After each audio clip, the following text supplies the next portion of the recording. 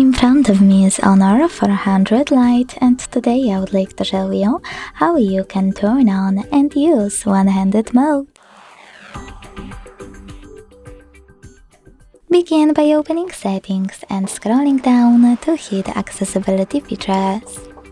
Now tap on one-handed mode and use this switcher to activate it.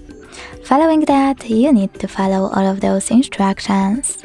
If you are using Tricky's navigation, like me, you need to slide your finger across the bottom of the screen. If you are using gestures, do exactly the same.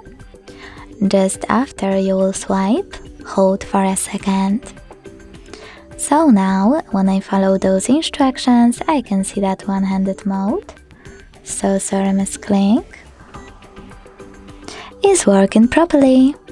If you want to change placement of your screen, you can swipe in the other direction. If you want to go back to standard size screen, just click on black area, and to disable one-handed mode completely, tap on the same no blue switcher. Thanks so much for watching. If you enjoyed this video, don't forget to leave a like, comment and subscribe. Bye!